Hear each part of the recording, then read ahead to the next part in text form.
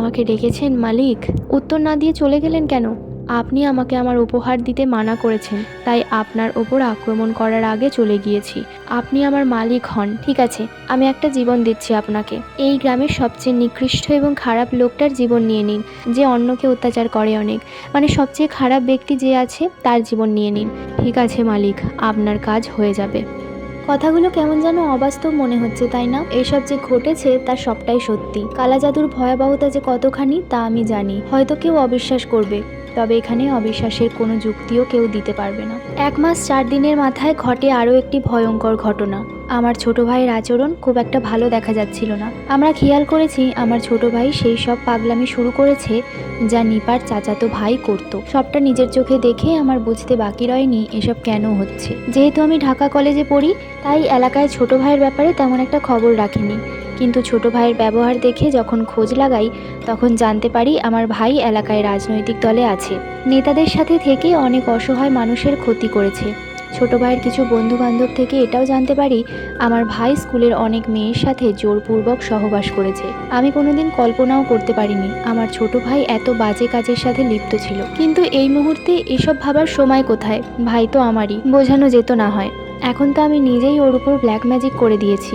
অবিশ্বাস্য তবে সত্যি যে 1 মাস 7 দিনের মাথাতেই আমার ছোট ভাই মারা যায়। ছোট ভাইয়ের মৃত্যুর আগে আমি বহুবার সেই শয়তানকে ডেকেছি, কিন্তু কোনো সাড়া পাইনি। যে বন্ধু আমাকে ব্ল্যাক ম্যাজিক শিখিয়েছে তার কাছেও শেয়ার করেছিলাম। সে আমাকে জানায় শয়তানের কাজ শেষ না হওয়া অবধি সে আসবে না। আমি একের পর এক আমার জীবনের সবচেয়ে বড় ভুলগুলো কিভাবে যেন করে ফেলেছিলাম, তা আমি নিজেও টের পাচ্ছিলাম না। ছোট ভাইয়েরও একই রকম মৃত্যু হয়, চেহারা হয় ক্রুৎসিত, নিপার চাচাতো ভাইয়ের মতনই পুরো। যদি সবকিছু এখানেই শেষ হয়ে যেত, হয়তো এই অবধি এসে ঘটনার ইতি টেনে দিতেন, কিন্তু ইতি এখানেও হয়নি।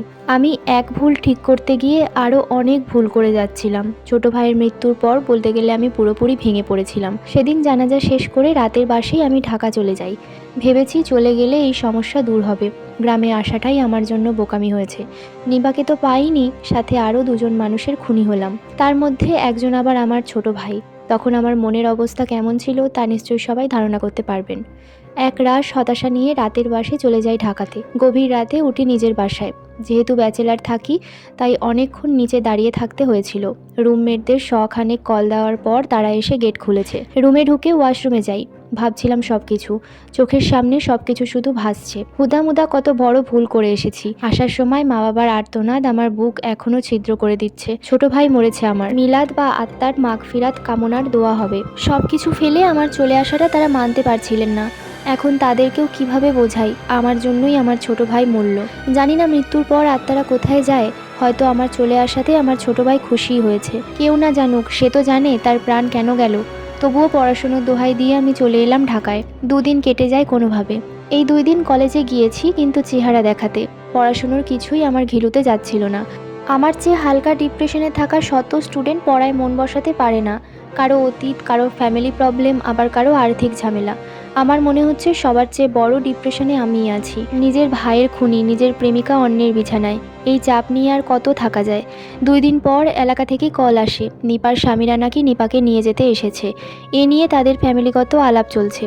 খবরটা পেয়ে আমার কান্না করা উচিত নাকি খুশি হওয়া উচিত তা বুঝতে পারছিলাম না। একটা বেঈমানকে আমি সাহায্য করেছি, আবার দেখা যায় তার খারাপ দিন আমিই সৃষ্টি করেছি। এদিকে বেঈমানের জন্য নিজের ভাইকেও কোরবানি দিয়েছি।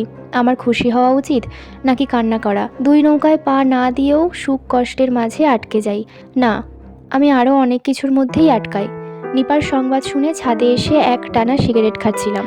আকাশের দিকে 2 চোখ বিছিয়ে দিয়েছি। তারা দেখলে নাকি মানুষের মন হালকা হয়, কিন্তু আমি মেঘলা আকাশে তারাই দেখতে পাচ্ছি না। শুধুমাত্র মেঘের আড়াল থেকে চাঁদটা উকি দেয় একবার, আবার কিছুক্ষণ মেঘের ঘষা মাজা খেয়ে লুকিয়ে যায়। এইভাবে আকাশ নিয়ে ভাবায় আমার দীর্ঘ সময় কাটে। ঘরে থাকা অবস্থায় আচমকা একটা গরম বাতাস গায়ে এসে লাগে। আমি ঘর থেকে বেরিয়ে আশেপাশে তাকাই। সোজাভাবে যদি বলি, মেঘ দেখে আমি বৃষ্টির অপেক্ষায় ছিলাম। খারাপ সময় বৃষ্টিতে ভিজতে দেখি অনেক মানুষকে, কেন ভেজে? হয়তো হালকা হতে, আর নয়তো বৃষ্টির পানিতে নিজেকে পবিত্র করার চেষ্টা। এতক্ষণ জুড়ে শুধু শীতল বাতাসই ছিল। এই শীতল বাতাসে গরমের ছোঁয়া অস্বাভাবিক নয়, কিন্তু আমি যা পেয়েছি সেটি স্বাভাবিক নয়। একদম আগুনের তাপের মতন গরম লেগেছে। কিছুক্ষণ এদিক ওদিক তাকিয়ে আবার আকাশে মনোযোগ বসাতে যাব, তখনই পেছনে কিছু নড়ার শব্দ পাই আমি। ঘাড় ঘুরিয়ে পেছনে তাকিয়ে দেখি আমার থেকে কিছুটা দূরে একটা লোক দাঁড়িয়ে আছে। অস্পষ্ট চেনেন? হ্যাঁ, অনেকটা অস্পষ্ট দেখতে। ছাদে আলাদা কোনো আলোর ব্যবস্থা নেই। ফোনের লাইট অন করে আমি সামনে তাকিয়ে দেখি কেউ নেই। অন্ধকারে মনের ভুলে অনেকে হাতি ঘোড়াও দেখে, আমার কাছেও তেমনই মনে হলো। হয়তো ভুল দেখেছি। ফ্ল্যাশ লাইট অফ করতেই আমার শরীরটা লোহার মতন শক্ত হয়ে যায়। হ্যাঁ, লোহার মতন বলতে লোহার মতোই। আমি টের পাচ্ছিলাম দেহের সব অঙ্গ প্রত্যঙ্গ অবশ হয়ে গেছে। আমি বসা থেকে লম্বা হয়ে ছাদে শুয়ে পড়ি। এই সময় আমার কেমন লাগছে আমি বলি, যখন একটা মানুষের অনেক বেশি জ্বর হয় আর সে শুয়ে থাকে সোজা হয়ে, বুক থেকে কি যেন বেরিয়ে আসবে, আবার সারা শরীর ঘেমে একাকার হয়ে থাকে। আমার কাছে ঠিক তেমনটাই লাগছিল। শরীর নাড়াতে পারছিলাম না, মুখ দিয়ে আওয়াজ বের হচ্ছিল না, গা থেকে ঘাম টলমল করে বের হচ্ছে। গায়ের রগগুলোও হয়তো তখন দাঁড়িয়ে গিয়েছিল। আমি আমার সারা দেহে টান টান অনুভূতি অনুভব করতে পারছিলাম। মৃত্যুর আগে একটা মানুষ যেমন ছটফট করে, অনেকটা তেমন হয়েছিলাম। তখন আমার কানে কেউ ফিসফিস করে বলে, আমার আরও একটা জীবন চাই, আমাকে জীবন উপহার দিন মালিক। চোখ যখন খুলেছি তখন রৌদ্রে আমার গা পুড়ে যাচ্ছিল। আমি যে ছাদে সেটা বুঝতে একটু সময় লেগেছে। পেটের নিচে ভেজা ভেজা লাগলো। শোয়া থেকে উঠে দেখি ছাদে জমে থাকা পানির ওপরেই আমি শুয়ে পড়েছিলাম। সাইড থেকে হাতড়ে ফোনটা নিয়েছি। সময় দেখি সকাল 8টা বাজে। রাত্রে বৃষ্টিও হয়নি, তাই হয়তো ঘুমটাও ভাঙেনি। এসব যখন ভাবছিলাম তখন আমার মনেও নেই যে রাতে কি হয়েছিল আমার সাথে। আমি বসা থেকে উঠতে গিয়ে হাঁটুতে একটা টান খাই। সারা রাত সোজা ছিল, তাই হয়তো ওইভাবেই অনুভব করেছি। বাঁকা করতেই টান খাই। আর তখন আমার মনে পড়ে রাতের কথা। ধীরে ধীরে সবটা মনে পড়ে। কানে কানে সে বলেছিল তার আরও একটা জীবন লাগবে। হ্যাঁ, আপনাদের মতো ব্যাপারটা আমিও স্বপ্ন ভেবেছি, কারণ আমি তো সেই শয়তানকে ডাকিনি, আর কিতাব রেখেও এসেছি ওই বাড়িতে। তাকে না ডাকলে তো সে আসবে না, তার মানে সত্যি এটা স্বপ্ন ছিল। স্বপ্ন ভেবে আমি ছাদ থেকে নেমে চলে আসি রুমে। রুমমেট যারা আছে তাদের কেউ ফ্রেশ হচ্ছে, কেউ রান্না করছে, আবার কেউ রুমে ফোন চালাচ্ছে। এখানে সবাই আমার রুমমেট না, কেউ দোকানে চাকরি করে, কেউ রাস্তায় হকারের দোকান দেয়, আবার কেউ আমার ক্লাসমেট। আমি আমার ব্যাগের কাছে এসে গায়ের গেঞ্জিটা খুলি। ভিজে গেছে অনেকটা। ওয়াশরুমে যে আছে সে বের হলে আমি গোসল করব, তাই গায়ের গেঞ্জি খুলে ব্যাগ থেকে গামছা আর লুঙ্গি বের করতে চেইন খুলি। আর তখন যা দেখি তা হয়তো অনেকে বিশ্বাস করবে, আবার অনেকে করবে না। ব্যাগ খোলার পর যা দেখেছি সেটাও হয়তো কেউ বিশ্বাস করবে না, কিন্তু আমার সাথে ঘটেছে। আমি বুঝি এই কালো জগৎকে। ব্যাগ খোলার পর অবিশ্বাস্যভাবে আমার ব্যাগে সেই কিতাবটি পাই। মাথাটা আমার সাথে সাথে ঝিম ধরে যায়। কোনো এক অজানা মায়া আমাকে টানছিল তখন। কিতাবটার দিকে তাকিয়ে এক প্রকার হিপনোটাইজ হচ্ছিলাম আমি। কয়েক মুহূর্ত বাদে ওয়াশরুমের দরজা খোলার শব্দে আমার ঘোর ভাঙে। আমি চমকে উঠি সেখানেই। আমাকে চমকে যেতে দেখে রুমমেটের সবাই আমার দিকে তাকিয়ে থাকে। ওদের কিছু বুঝতে না দিয়ে আমি তাড়াহুড়ো করে ব্যাগের চেইন আটকাই। তারপর লুঙ্গি গামছা নিয়ে চলে যাই ওয়াশরুমে। সেই দিন সারাটা সময় আমি এইরকম ছোটোখাটো অস্বাভাবিক অনুভব করেছি। মানে আমার সাথে কেউ আছে, দূর থেকে কেউ আমার দিকে তাকাচ্ছে, আমাকে কেউ লুকিয়ে লুকিয়ে দেখছে, এইরকম বিভিন্ন ছোট ছোট আতঙ্কের মাঝে ছিলাম। যদিও আমি কাউকে দেখতে পাইনি, কিন্তু আমার মনে সারাদিন এইসবই ছিল। কলেজ শেষে বাসায় আমি দ্রুত চলে আসি সেই দিন। রুমমেটের কেউ আসেনি তখনও। ব্যাগে কিতাবটা এখনও আছে। আমার সাহস হচ্ছিল না কিতাবটা স্পর্শ করার। কিতাবটার ওপর একটা ভয় সৃষ্টি হয়। বাড়িতে কল দিয়ে মা বাবার সাথে কিছুক্ষণ কথাবার্তা বললাম। ততক্ষণে রুমমেটের সবাই চলে আসে। রাত 10টার দিকেই আমি ঘুমানোর প্রস্তুতি নিয়েছি। কাল থেকে স্বাভাবিক হয়ে যাব, এমন একটা আশা ছিল। কিন্তু অর্ধ ঘুমন্ত অবস্থায় আমি বিছানাতেই বমি শুরু করি। আচমকা বমি হওয়ায় আমার ঘুমও ভাঙে। রুমের সবাই লাইট জ্বালিয়ে দেখে আমি রক্ত বমি করে যাচ্ছিলাম। কুফরি কতটা ভয়ানক আমি তখন টের পাচ্ছিলাম। যাদের কুফরি করেছি তারাও ক্ষতিগ্রস্ত, আর আমি তো হচ্ছি। হয়তো নিয়ম পুরোপুরি জানি না বলে আমার ক্ষতি হচ্ছে। আমার রক্তবমি দেখে রুমমেটের সবাই আমাকে হাসপাতালে নিয়ে যায়। এই জগৎটাকে আমরা দেখি যেমন, আসলেই কি তেমন? চোখের সামনে দেখতে পাই গাছগাছালি, নদী নালা, বসত বাড়ি। দিনের শুরুটা সূর্যের আলোয় উপলব্ধি করি, আর অন্ধকার নেমে এলে ঘুমের শহরে হারাই। মাঝের সময়টাতে ব্যস্ত ব্যস্ত আর ব্যস্ত। কারো পড়াশুনো, কারো পেটের জন্য যুদ্ধ। আসলেই এমন? এর বাইরে কি কিছুই নেই? হয়তো বললে ভুল হবে, এর বাইরে অনেক কিছু আছে। অনেক কিছু আমাদের আশেপাশে ঘুরে বেড়ায়। আমরা তাদের খালি চোখে দেখি না ঠিকই, কিন্তু তারা আমাদের দেখে। আমাদের নিত্যদিনের সঙ্গী তারা ঠিকই হচ্ছে। কারো উপকারে আবার কারো অপকারে। আমি রাফি হয়তো এই অপকারের লিস্টে পড়ে গিয়েছিলাম। একটা মানুষকে পাওয়ার জন্য দুটো মানুষকে খুন করেছি, তবুও সেই একটা মানুষকে পাইনি। পাওয়া না পাওয়ার মাঝে নিজেকে এখন হারাচ্ছি। গত 3 দিন ধরে আমি হসপিটালের বেডে শুয়ে আছি। আমার চিকিৎসা চলছে ঠিকই, কিন্তু আমি জানি ডাক্তারেরা ভুল রোগের চিকিৎসা চালাচ্ছে। ওনাদের ভাষ্যমতে আমার মাথায় ডিপ্রেশন অনেক, প্রেশারে মাত্রাধিক ভাবনা করেছি, তাই মস্তিষ্কে চাপ পড়েছে, যার কারণে আমার শরীর দিনের পর দিন দুর্বল হচ্ছে। কি অদ্ভুত ব্যাখ্যা! আমার দেখাতে সবটা অলৌকিক কিছু, কিন্তু বিজ্ঞানের ব্যাখ্যায় আমি একটা পাগল। হয়তো পৃথিবীতে যাদের আমরা পাগল বলি তাদের মধ্যে 40% মানুষ পাগল নয়, ওরা সুস্থ, কিন্তু সোসাইটি আর বিজ্ঞানের ব্যাখ্যায় তারা পাগল। যেমন এখন আমাকে পদবি দিচ্ছে। আমার রুমমেটের মধ্যে একজন আমার এলাকার, তার সুবাদেই আমি রুমটা পেয়েছি। বাড়ি থেকে বাবা টাকা পাঠাচ্ছেন, আর এলাকার ছেলেটা আমার চিকিৎসা চালাচ্ছে। গতকাল রাতে আমি ডাক্তারের সাথে হামিদের কথা শুনেছি। ডাক্তার হামিদকে বলছিল, আপনার রোগীকে কোনো সাইকিয়াট্রিস্টের কাছে নিয়ে যান, ওনার মাথায় সমস্যা আছে, যে কোনো সময় মানসিক ভারসাম্য হারাতে পারে। আমি চাইনি আমার বন্ধু পাগল হয়ে যায়। ডাক্তারের কথাটা আমি তাদের অগোচরে শুনছিলাম। আমাকে ঘুমন্ত ভেবে তারা আলোচনা করছিল। বুঝে যায় আমাকে তারা পাগল ভাবছে। আজকে হয়তো আমাকে ছেড়ে দিবে, এরপর কোনো পাগলের ডাক্তারের কাছে নিয়ে যাবে। পাগলের ডাক্তারও আমাকে বিজ্ঞানের ব্যাখ্যায় পাগল পদবি দিয়ে দেবে। অনেকে হয়তো বলবেও রাফি পাগল, কিন্তু রিয়াজ ভাই ওই সময় এসব নিয়ে আমার তেমন একটা মাথা ব্যথা ছিল না। আমার শুধু ওই ব্যাপারটা মাথায় গজগজ করছিল। আমার আদেশ ছাড়া শয়তান কেন এলো, আর জীবনই বা চাচ্ছে কেন? বিকেল হতেই বন্ধু হামিদ আমাকে বাসায় নিয়ে আসে। বাটা শোরুমে চাকরি করে, তাই সময় বেশি একটা পায় না। বের হওয়ার সময় হামিদ বলে, তোর বাবার সাথে আমার কথা হয়েছে, তোকে আরেকজন ডাক্তারের কাছে নিয়ে যেতে হবে, কিন্তু আমার ছুটি হবে না কাল। আগামী শুক্রবার মার্কেট অফ আছে, শুক্রবারে তোকে নিয়ে যাব। আপাতত রেস্ট কর, আর এই কদিন কলেজে যাবার দরকার নেই। এক গাদা শাসন বাক্য ছুঁড়ে হামিদ চলে যায়। আমি ওর কথা শুনে বুঝে যাই সে কোন ডাক্তারের কথা বলছে। তার মানে আমার বাবাও জানেন ব্যাপারটা। বাবা যেহেতু জানে, মাও এতক্ষণে জেনে গেছে আমি পাগল। কয় দিকের ভাবনা ভাববো আমি। একদিকে প্রেমিকা হারাবার যন্ত্রণা, অন্যদিকে আমি খুনি, আবার একদিকে পড়াশোনার চাপ, আরেকদিকে আমি হলাম পাগল। নিজেকে নিজে চিনতেও হয়তো ভুল করে যাচ্ছি বারবার। নিজের অস্তিত্বকে এক প্রকার হারাতে বসেছি। এই সময়টাতেও আমি কিছু রুকাইয়ার গল্প পড়ছিলাম। সারা বিকেল রুমে একা। আবার সিদ্ধান্ত নিয়েছিলাম জিনটাকে হাজির করবার। বাসায় কেউ নেই। নিজে একটু হেঁটে বাসার নিচে আসি। 4টা মোমবাতি নিয়ে আবার রুমে যাই। ব্যাগ খুলে দেখি কিতাবটা ওখানে ওইভাবেই রয়েছে। আগের বারের মতন সব ঠিক করে আমি নিজেকে প্রস্তুত করি।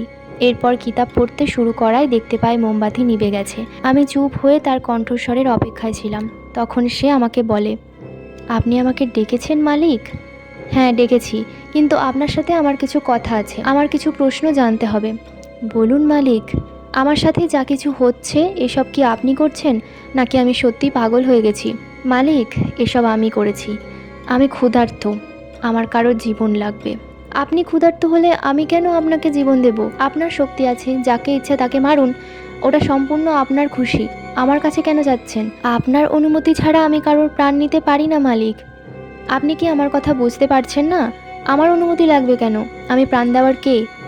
আপনার অনুমতি নিয়ে যদি কারো প্রাণ আনি, এতে আমার পাপ হবে না, যা হবে আপনার হবে। আমি আমার জীবনে কোনো পাপ করিনি, আমাকে দিয়ে করিয়েছে সবাই। আল্লাহ, এ কোন বিপদে পড়লাম! মানুষ হত্যা করেছেন আপনি, আর বলছেন আপনি পাপ করেননি? জি, কারণ এই হত্যা আপনি করিয়েছেন, আমি করিনি। সব মানলাম, আমার উপকার করতে গিয়ে আপনি কারো প্রাণ নিয়েছেন বিনিময়ে, কিন্তু এখন তো আমি কোনো কাজ করছি না, এখনও প্রাণ চাচ্ছেন কেন? আপনার সাথে থাকার বিনিময়ে আমি প্রাণ চাচ্ছি। আপনি কি জানেন না, মালিক তার দাসকে পরিচালনা করে? আপনি আমাকে ক্ষুধার্ত রাখতে পারেন না, কিন্তু আমি তো আপনাকে চাই না, আর না আমি আপনার মালিক। চলে যান আপনি, দরকার নেই আপনাকে আমার। অনেক করেছেন আমার জন্য, আল্লাহর দোহাই লাগে চলে যান। মোমবাতিগুলো নিচে থেকে আবার জ্বলে ওঠে। আমি ধরেই নিয়েছি এইবার আর সমস্যা নেই কোনো, শয়তান চলে গেছে। উঠতে যাব তখনই মোমবাতি আবার নিভে যায়। এদিকে সুইচ হাতের নাগালে থাকায় আমি ওঠার গতিতে বাতির সুইচ দিয়ে ফেলেছিলাম। বাতিও জ্বলে ওঠে, মোমবাতিও নিভে যায়। তখন আমি লাইটের আলোতে দেখি একটা কালো কুচকুচে বিড়াল 4টা মোমবাতির ঠিক মাঝখানে বসে আছে। চোখের পলকটা ফেলার আগে বিড়ালটা এক লাফ দিয়ে বাতির দিকে উঠে যায়। এই পুরো দৃশ্যটা আমি 1 সেকেন্ডের জন্য দেখেছি। বিড়ালটা যখন শূন্যে লাফ দিয়ে বাতির দিকে উঠছিল, তখন একটা মানুষের মতন কালো কিছুকে দেখেছি আমি। ফ্লোরে তো বিড়াল ছিল, কিন্তু শূন্যে সে একটা কালো মানুষের রূপ নিয়েছে। এদিকে 1 সেকেন্ড পরে বাতিটা ফেটে আলো নিভে যায়। তারপর আর কিছু চোখে দেখিনি আমি। অন্ধকারে কেউ আমার গালে কষে চড় মেরেছে। ব্যালেন্স ঠিক রাখতে পারিনি আমি, ফ্লোরে পড়ে যাই। হামাগুড়ি দিয়ে মোমবাতি খুঁজতে যাব তার আগে আমার পিঠে ঘাড়ে কেউ অনেক জোরে জোরে মেরে যাচ্ছিল। কি হাস্যকর লাগছে তাই না? যদি আমার স্থানে থাকতেন বুঝতেন এটি হাসার জন্য উপযুক্ত বাক্য কিনা। এই ঘটনা গ্রামে যারা থাকেন তারা সচরাচর দেখেছেন হয়তো। যারা এসব ব্যাপারে জানে তারা হাসবেন না, আর যারা এখনও পর্যন্ত এইসব ভুয়ো মনে করছেন আমি জানি তাদের ঠোঁটের কোণায় মৃদু হাসি রয়েছে। ব্ল্যাক ম্যাজিক কতটা ভয়াবহ তা ভিকটিম ব্যতীত অন্যরা কখনোই মেনে নিতে পারে না সহজে। রাতে কিছুই আর আমার মনে নেই। জ্ঞান হারাবার আগে কেউ একজন আমাকে ইচ্ছেমতো মেরেছে। তার এক একটা আঘাতে আমার শরীরের চামড়া যেন থেতলে যাচ্ছিল। সকালে ঘুম থেকে ওঠার পর মাথাটা প্রচুর ব্যথা করছিল। সামনে ছিল রুমের সবাই, আর জানতে পারি সবটা। হামিদ আমাকে রাতের ঘটনা তখন জানায়। আমি রাত 8টায় বাসায় এসে দেখি সবাই রুমের বাইরে দাঁড়িয়ে আছে। তাদের জিজ্ঞাসা করায় তারা বলল রাফি ভাই কেমন যেন অদ্ভুত আচরণ করছে। ওদের মুখের ব্যাপারটা শুনে আমি দরজা খুলি, দেখি তুই রুমের কর্নারে বসে আছিস আর ফ্লোরে কয়েকটা মোমবাতি পড়ে আছে। কিন্তু অসহ্য ব্যাপার ছিল গন্ধের মধ্যে। রুম থেকে একটা বিশ্রী পচা গন্ধ ভেসে আসছিল, যা আমার নাকে প্রবেশ করাতে আমারই বমি হতে যাচ্ছিল। রাস্তার পাশে অ্যাক্সিডেন্ট করে যখন একটা কুকুর মারা যায়, সেই কুকুর পচে গেলে যতটা বিশ্রী গন্ধ বের হয়, ঠিক তার চেয়ে দ্বিগুণ গন্ধ আসছিল রুম থেকে। আমি ভেবেছি রুমের কোনো কোনায় হয়তো মরা ইঁদুর পড়ে আছে। তখনও বুঝতে পারিনি আসলে হচ্ছিল কি। নাক চেপে ধরে তোর কাছে আসতেই তুই লাফিয়ে আমার গলা টিপে ধরেছিস। আমি ভয়ে চিৎকার দেওয়ায় রুমের বাহির থেকে সবাই রুমে চলে আসে। সবাই মিলে চেষ্টা করেও তোর হাত থেকে আমাকে ছাড়াতে পারেনি। অনেক শক্তি ছিল তোর গায়ে। রাকিব ভাই উপায় না পেয়ে তোর মাথায় ঘুষি মেরে দেয়। ঘুষি খেয়ে ফ্লোরে পড়ে গিয়েছিলি তুই, কিন্তু তোর মুখে ছিল মুচকি হাসি, আর বিড়বিড় করে কি যেন বলতে শুরু করেছিলিস। মিলন ভাই তখনই তোর পা ধরে টেনে ওই রুমে ঢুকিয়ে দেয়। তারপর তোকে রুমে আটকে রেখে আমরা দরজা বন্ধ করে দিয়েছি। মাঝের রুমেই ছিলাম আমরা সারা রাত। কারোর চোখেই ঘুম নেই। তোর গায়ে ভূত আছর করেছে এটি মোটামুটি নিশ্চিত হই সবাই। তোকে এই রুমে নিয়ে আসার পর ওই রুম থেকে গন্ধটাও গায়েব হয়ে যায়। বুঝতে পারি তোর গা থেকেই সেই দুর্গন্ধ আসছিল। সারা রাত আমরা একজোট হয়ে বসেছিলাম ওই রুমে, তোর বিড়বিড় করে কী সব কথাবার্তাও শুনছিলাম। পুরো রাত কেটে যাওয়ার পর সকালে দরজা খুলি আর দেখি তুই ফ্লোরে শুয়ে আছিস। তারপর আমরা তোকে ধরাধরি করে বিছানায় ওঠাই। হামিদের মুখে পুরো কথা শুনে আমার শরীর একেবারে ঠান্ডা হয়ে যায়। মস্তিষ্কে সেই শয়তানের কথাগুলো ঘুরঘুর করছে। আমি ভালোভাবে বুঝতে পারলাম আমার সাথে আমি কোনো দুষ্টু জিন রেখে দিয়েছি। ওই ব্ল্যাক ম্যাজিকের চক্করে পড়ে আমি নিজেকেই শেষ করতে যাচ্ছি। হামিদকে কিছু না বলে আমি উঠে যেতে চাইলাম। তখন হামিদ আমাকে বলল, কোথায় যাচ্ছিস? আমি হামিদকে কিছু বলতে চাচ্ছিলাম না। সাথে আরও লোকজন আছে, এখন সবাই সত্যি জানলে সমস্যা হয়ে যাবে। উঠতে উঠতে হামিদকে বলি, ফ্রেশ হয়ে কলেজে যাব, আজ জরুরি ক্লাস আছে একটা। এতটুকু বলে আমি দরজা অবধি আসতেই হামিদ বলে, ঠিক আছে, সাবধানে যা। আর তোর বাবাকে আমি কল করে বলেছি সব। উনি বলেছে একজন হুজুরের কাছে নিয়ে যাবে, গ্রামে ডেকেছে তোকে। হামিদের কথাটা শুনে আমার ভেতরে দুমড়ে মুচড়ে যেতে থাকে। বাবা যদি এটি জানে তবে তো আমাকে নিশ্চয়ই সন্দেহ করবে, কারণ হিসেবটা তখন পুরোপুরি সবাই মেলাতে পারবে। আমি গ্রামে যাওয়ার পরেই নিপার ওই হাল। তার চাচাতো ভাই আমাকে মেরেছে, তাই ওর মৃত্যু। এদিকে আমার ছোট ভাইয়েরও মৃত্যু। সোজাভাবে বললে কালো জাদুর বিষয়টা অনেকে বুঝে যাবে, কিন্তু এখন আমার কথা বলাটাও ভুল হবে। রুমে অন্যান্য লোক রয়েছে, ওদের সামনে কিছু খোলসা করা যাবে না। আর আমি যা ভাবছি তেমন যদি না হয়, মানে ওরা ক্ষতিগ্রস্ত হয়েছে, আমিও হচ্ছি। অন্য কারণও ভাবতে পারে। অন্যজন কি ভাবলো তা আমার ভাবনাতে ভালোভাবেই চেপে বসে। নিশ্চুপে সমাধান বের করতে করতে চলে যাই ওয়াশরুমে। ফ্রেশ হয়ে রওনা করি কলেজে। দুপুরে আমি চলে আসি হামিদের কাছে। দোকানে কাস্টমার নেই, বসে বসে ফোন চালাচ্ছে সে। আমাকে দেখে উঠে আসতেই আমি বলি, একটু কথা আছে তোর সাথে, পার্সোনাল, সাইডায়। আমার কথা শুনে হামিদ তার মালিকের থেকে 10 মিনিট সময় চেয়ে নেয়। এরপর দুজন মিলে চলে যাই মার্কেটের পেছনে থাকা একটা টং দোকানে। চায়ের অর্ডার দিয়ে দুজন দুটো সিগারেট ধরাই। এরপর আমি হামিদকে শুরু থেকে এ অবধি ঘটা সব বুঝিয়ে বলি।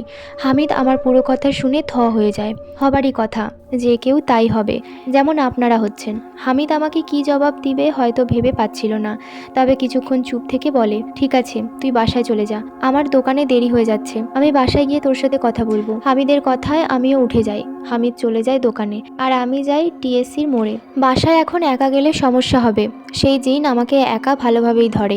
এখানে সময় কাটিয়ে সন্ধ্যার আগে বাসায় যাবার সিদ্ধান্ত নিয়েছি। টিএসসির মোড়ে যে বটতলা আছে, সেখানে এর আগে আমি যতবার এখানে এসে সময় কাটিয়েছি তখন অন্য কিছুই অনুভব হয়নি, হবেও বা কীভাবে।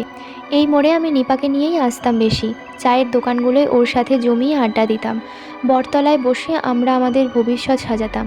বিয়ে কিভাবে হবে, বাচ্চা কয়টা নিব, ঘর কিভাবে সাজাবো, বাচ্চাদের কি নাম রাখবো ইত্যাদি। যে বটতলা দেখলে নিপার স্মৃতিগুলো ভেসে ওঠার কথা, সেই বটতলা আজ কিছুটা ভয় ভয় লাগছে। এই ভয় কিসের? নিপার শূন্যতা নাকি কালা জাদুর প্রভাব? হতে পারে দুটোই। নিপার বিয়ের দিন থেকেই তো ভাবনা করতে করতে অস্থির আমি, এখনও হচ্ছে। ভাবনা করেই সন্ধে নামাবো। কয়েক ঘন্টা বসে থাকার পর আমার নজরে আটকে যায় অস্বাভাবিক ঘটনা।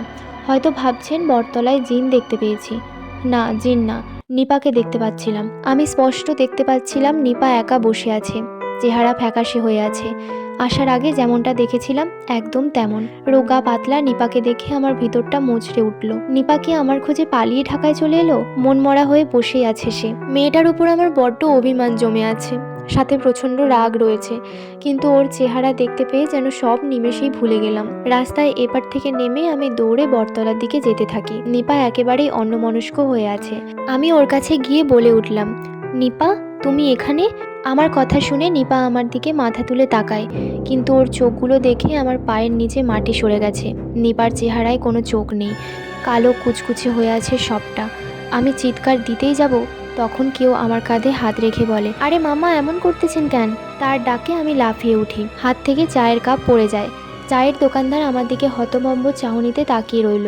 আমি খেয়াল করে দেখলাম এখনো চায়ের দোকানে বসে আছি আমি। এতক্ষণ যা হচ্ছিল সবটাই কল্পনা। হাত থেকে চায়ের কাপ ফেলে দিয়ে দোকানিকেও ভয় পাইয়ে দিয়েছি। দোকানি আমার দিকে তাকিয়ে আছে, আমি দোকানের দিকে তাকিয়ে আছি। আমি কিছু একটা বলে এই তাকাতাকি বন্ধ করতে যাব, তখন দোকানি আমাকে বলে, মামা কি নেশা পানি খাইয়ে আসছেন নাকি? বলে রাখা ভালো, দোকানদার আমাকে ভালো করেই চেনে। সবসময় এখানে আসা, আড্ডা দেওয়া, কলেজের বন্ধুরা মিলেও কম আসা হয়নি। সেই সুবাদে এখানের অনেক দোকানদারের সাথেই আমার সম্পর্ক ভালো। এদিকে দোকানি আমার সামনে থেকে সরে আবার তার চেয়ারের দিকে যায়। অন্য কাস্টমারের জন্য চা বানাতে বানাতে তিনি বলেন, আপনার লগের জনরা কই ছিল? ভাবির বলে বিয়া হইয়া গেছে। কষ্ট পাইয়েন না ভাই, আর নেশাও কইরেন না। জীবনে এরকম হয় হকগুলের লগে, আমার লগেও হয়েছিল। কাহিনী শুনবেন? এটুকু বলে দোকানি আমার সামনে আরেক কাপ চা নিয়ে আসে। বুঝলাম সে অন্য কাস্টমার নয়, আমার জন্যই বানিয়েছে। রীতিমতো আমাকে অবাক করে সে একটা সিগারেট নিজে ধরিয়ে আমার হাতে দেয়। আমি চা আর সিগারেট নিয়ে ওর কথা শুনছিলাম। সে তার জীবনের ঘটনা বলতে থাকে। এদিকে সিগারেটের টান দিতে দিতে ওর কথা থেকে মনোযোগ সরাই আমি। সে বকে যাচ্ছে আর আমি ভাবছি কিছুক্ষণ আগের ঘটনাটা। এত রিয়েলিস্টিক কল্পনাও সম্ভব? তবে কি আসলেই কল্পনা ছিল, নাকি সেই জিন আমাকে দেখিয়েছে সবটা? দোকান থেকে চলে যাওয়ার সময় আমি দোকানিকে জিজ্ঞাসা করি, ওই সময় আমি কি করছিলাম? দোকানির ভাষ্যমতে আমার হাত পা কাঁপছিল প্রচুর। চায়ের কাপ হাতে রেখে আমি বলছিলাম, নিপা তুমি এখানে? এটুকু বলেই আমি বোবার মতন গ্যা গ্যা করে কিছু বলে যাচ্ছিলাম। পরে দোকানির ডাকে আমার হুঁশ ফেরে। সম্পূর্ণ বিশ্লেষণ শুনে আমি পুরোপুরি হতবাক। এমনিও হয়? রিয়াজ ভাই, আগেও বলেছিলাম আমাদের আশেপাশে থাকা সব পাগল হয়তো পাগল নয়। কাউকে কালাজাদু করেও এমন বিভ্রান্তিমূলক আচরণ উপহার দেওয়া যায়। আর আমার আচরণ নিয়ে যদি বলি, তবে এটি তো আমি নিজেই নিজের কাঁধে বহন করলাম। হামিদের কল পেয়ে টিএসসির মোড় ত্যাগ করে বাসায় চলে আসি। এসে দেখি হুমিদ রুমে ঝাড়ু দিচ্ছে। অন্যরা কেউ রান্না করছে, আবার কেউ ফোন নিয়ে বিজি। কিন্তু আমাকে দেখে সবার চাহনি যেন বদলে গেল। রুমে এরা হয়তো আমাকে ভয় পাচ্ছে। গত রাতের ঘটনা তো ওদের সামনেই হলো। এদিকে হামিদ আমাকে বলে, ব্যালকানিতে গিয়ে বস, আমি ঝাড়ু দিয়ে আসছি। হামিদের কথা মতো আমি ব্যালকানিতে গিয়ে অপেক্ষা করতে থাকি। আমাকে ব্যালকানিতে অপেক্ষা করতে বলে হামিদ ঝাড়ু দিচ্ছে রুমে। ব্যালকানিতে এসে একটা সিগারেট ধরাই। ততক্ষণে হামিদ এসে উপস্থিত হয়। আমার কাছে এসে সে একটা আয়না হাতে ধরিয়ে বলে, আমি আয়না নিয়ে ওর দিকে তাকাই। হামিদ তার নিজের ফোনের লাইট জ্বালিয়ে আমার মুখে ধরে, এরপর আয়নায় তাকাতে বলে। আমি আয়না তুলে তাকাতেই একটা বড়সড় ধাক্কা খেয়েছি। আমার চোখের চারপাশে কালো হয়ে আছে, গাল ভেঙে অনেকটা ভেতরে চলে গেছে, আর চোখগুলোও ভেতরে চলে যাচ্ছে। আয়না নামানোর পর হামিদ আমাকে বলে, যা যা বলছিস আমাকে তার কাউকে বলার দরকার নেই। তোর চেহারা দেখে রুমের সবাই কতটা ভয় পেয়েছে দেখলি তো। রুমে আসার আগে ওদের সঙ্গে আমার এক দফা তর্কাতর্কি হয়ে গেছে। ওরা চাচ্ছে হয়তো তুই রুম ত্যাগ কর, আর নয়তো ওরা করবে। তোকে সবাই ভয় পাচ্ছে। হামিদের কথার জবাব আমি কি দেব তা আমার জানা ছিল না। ঢাকা শহরে ব্যাচেলার থাকা ছেলে মেয়েগুলো জানে এটি কতটা পেইন দেয়।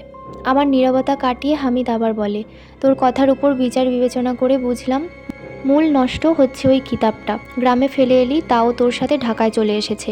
এর মানে তুই বুঝছিস? আমি তো কিছুই বুঝতে পারছি না। কি করব আমি অনেক কিছুই বুঝতে পারছি। যে তোকে ব্ল্যাক ম্যাজিকের লোভ দেখিয়েছে, কিতাবটা দিয়েছে, এই জিন নিশ্চয়ই তার কাছে ছিল। আমি এই বিষয়ে জানি কিছুটা। যেমন? খোলসা করে বল। আফ্রিকান পাহাড়ি অঞ্চলের ব্যাপারে অনেকের ধারণা আছে, তারা ব্ল্যাক ম্যাজিকে প্রচুর বিশ্বাসী। শুধু তা নয়, শহর থেকেও অনেক মানুষ এসব পাহাড়ি মানুষের শরণাপন্ন হয়। তারা শয়তানের মূল পূজারী বললেই চলে। 1843 সালে একটি ঘটনা ঘটেছিল। তোর ঘটনা শুনে আমি সেই ঘটনার অনেক মিল পাচ্ছি। একটা কিতাব, যার মধ্যেই রয়েছে শয়তান। বিভিন্ন মন্ত্র লিখে তারা কিতাবটা তৈরি করে।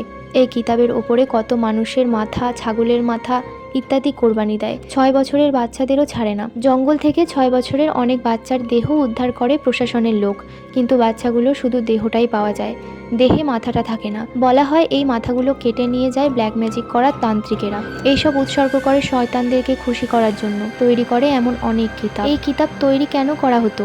শত্রুপক্ষকে ঘায়েল করার জন্য। ধরে নে তুই আমার শত্রু, আমি তোকে ধ্বংস করার জন্য এমন একটা কিতাব দেব।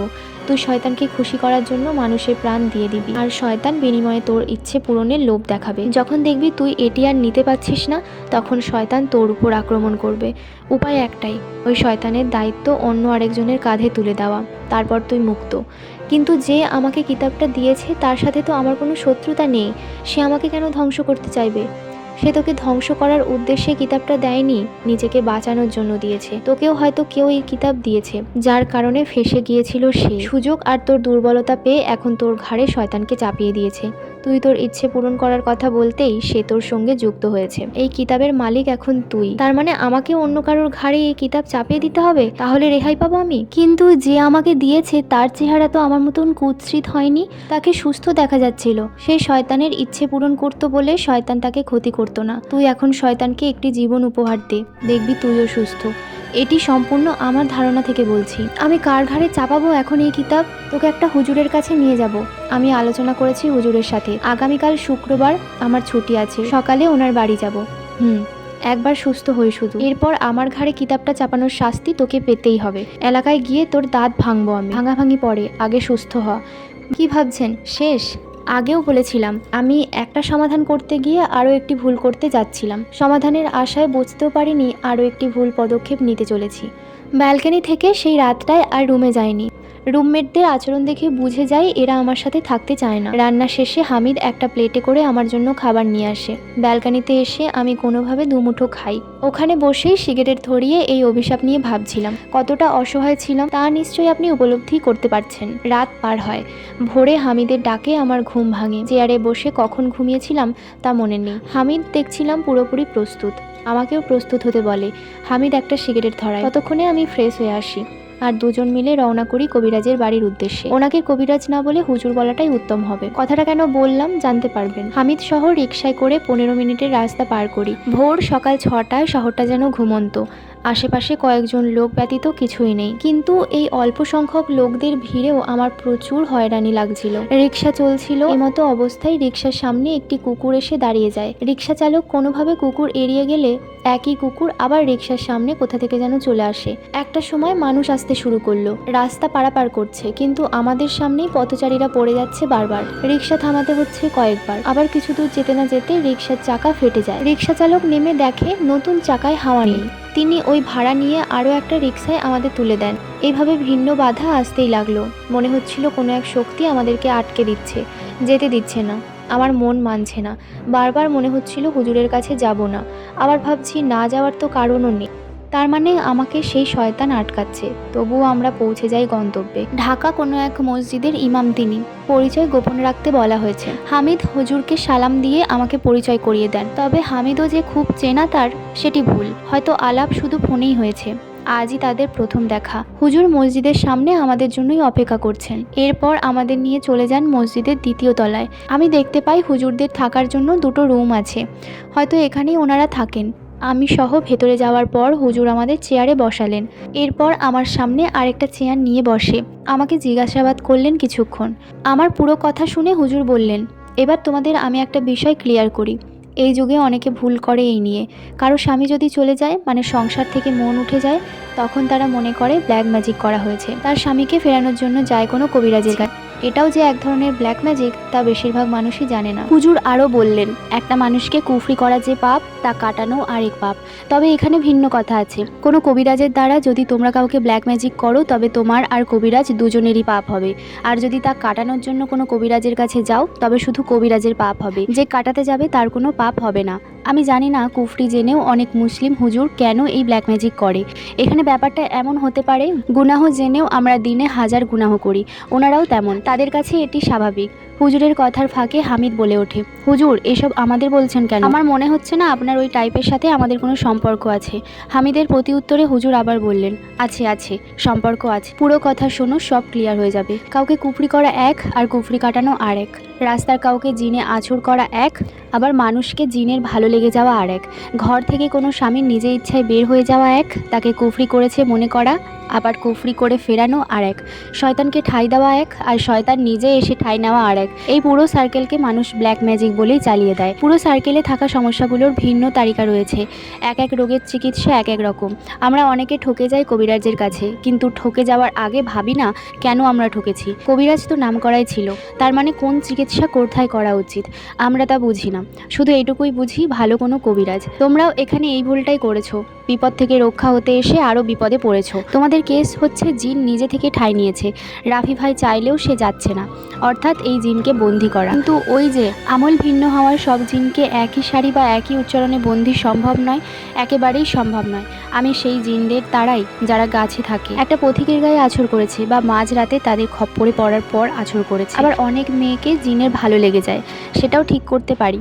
তোমাদের যে কেস, এটি হচ্ছে শক্তিশালী এক শয়তানকে তোমরা ডেকেছো। তোমরা বলতে রাফি, তুমি ডেকেছো, ডাকার পরেই সে এসেছে, কিন্তু তোমার ইচ্ছায় এলেও সে যাবে নিজের ইচ্ছা। এখানে তোমার কোনো শক্তিই নেই তাকে তাড়ানোর, আর সে তখনই যাবে যখন তোমার প্রাণ যাবে। নিজের প্রাণ বাঁচাতে অন্যের প্রাণ কতদিন উৎসর্গ করবে? একটা সময় হতাশ হয়ে নিজেই ফেসে যাবে। আপনাদের কি মনে হয় রাফির সাথে এর পরবর্তীকালে কি হতে চলেছে? জীবনটা কি তার আগের মতন কোনোদিনও সুস্থ স্বাভাবিক হবে, নাকি জিনের খপ্পরে পড়ে সেও পাড়ি জমাবে জিনের দেশে? যাই হোক, গল্পটা যদি ভালো লাগে প্রথম পার্টটা আমার চ্যানেলে দেওয়া রয়েছে, সেখান থেকে দেখে নিতে পারেন। গল্পটা যদি ভালো লেগে থাকে তাহলে অবশ্যই একটা লাইক করে দেবেন, আর কমেন্ট করে জানাতে একদমই ভুলবেন না। নেক্সট পার্ট কিন্তু খুব তাড়াতাড়ি আসছে, চোখ রাখুন আমার চ্যানেলে, সাবস্ক্রাইব করে রাখুন চ্যানেলটা। এরকম গল্প আমি প্রতিনিয়তই দিয়ে থাকি। টাটা।